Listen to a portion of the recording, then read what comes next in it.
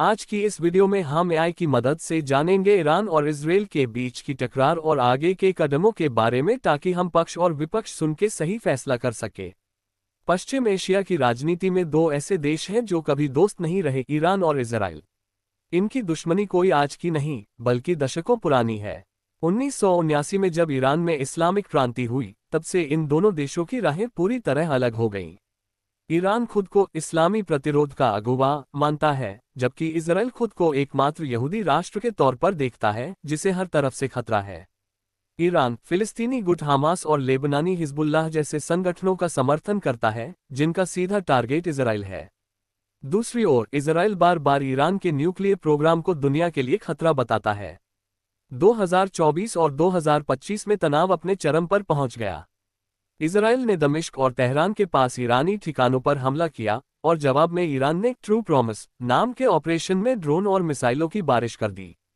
लेकिन इस सब में सच्चाई क्या है? कौन सही है, ईरान या इजराइल? आइए कुछ तथ्यों पर नजर डालते हैं। कुछ तथ्य फैक्ट्स।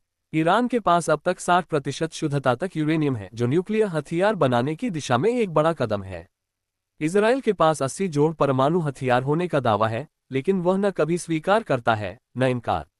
ईरान हिजबुल्लाह, लेबनान और हौथी विद्रोहियों यमन का समर्थन करता है, जो इजराइल के खिलाफ हथियारबंद हैं।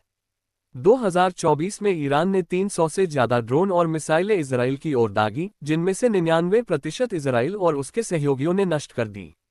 इजराइल का दावा है कि वो सिर्फ पूर्व खतरे को रोकने के लिए सर्जिकल स्ट्राइक करता है। Iran vs Israel citizens. Israel citizen. हर साल हम किसी न किसी मोर्चे से हमलों का सामना करते हैं, गाजा से रॉकेट, लेबनान से मिसाइलें और अब ईरान के ड्रोन। हमें चुप बैठकर मर जाना चाहिए क्या? हमने हमले पहले नहीं किए, लेकिन जब खतरा बढ़ा तो हमें जवाब देना पड़ा। Iran citizen. आप हमें आक्रमणकारी कहते हैं, लेकिन दमिश्क में हमारे डिप्लोमेट्स को किसने मारा? हमारे न्यूक्लियर वैज्ञानिकों को किसने निशाना बनाया? आपकी सारी रणनीति पहले मारो की है। क्या ये शांति है? Israel citizen. आपका न्यूक्लियर प्रोग्राम पूरी दुनिया के लिए खतरा है। हमने आपको कई बार रोका, लेकिन आप छुप छुप कर एनरिचमेंट करते रहे। अगर हम ना रोके तो मध्य पूर्व में परमाणु युद्ध का खतरा और बढ़ जाता। Iran citizen. और आपकी न्यूक्लियर ताकत क्या फूल बरसाने के लिए है? आप खुद हथियार रखें तो ठीक, हम रखें तो आतंक। हम सिर्फ अपना बचाव कर रहे हैं। अगर आप हमारी सीमाओं का सम्मान करेंगे तो हम भी करेंगे। Israel citizen. आपकी सीमाएं वहीं तक ठीक हैं जब तक वहां से हमारे नागरिकों पर हमला नहीं होता।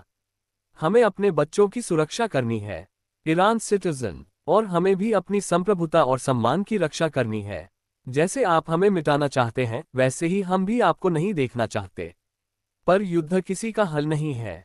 पॉसिबिलिटी ऑफ पीस क्या हो सकती है? दोनों देशों के नागरिक डर और गुस्से के बीच जी रहे हैं, लेकिन शांति का रास्ता अभी भी बंद नहीं है। कई जानकार मानते हैं कि सीधी बातचीत, यूएन के सख्त निरीक्षण और समान परमाणु नियम इस तनाव को कम कर सकते हैं। न तो ईरान दुनिया से अलग थलग रहना चाहता है, और न ही इजराइल हर वक्त युद्ध में रहना चाहता है। शांति की संभावना तब पैदा होती है जब दोनों पक्ष बातचीत को हथियारों से ऊपर रखें। कंक्लूजन। ईरान और इजराइल की दुश्मनी केवल सीमाओं की नहीं, सोच और इतिहास की भी है। लेकिन हर जंग का अंत होता है या समझौते से या विनाश से। आज का सवाल यही है, क्या ये दो देश समझौता करेंगे या दुनिया को नई तबाही का सामना करना पड़ेगा? आप क्या सोचते हैं, कौन सही है? नीचे कमेंट करें, और ऐसे ही सच्चे डिबेट्स के लिए चैनल को लाइक और सब्सक्राइब जरूर करें।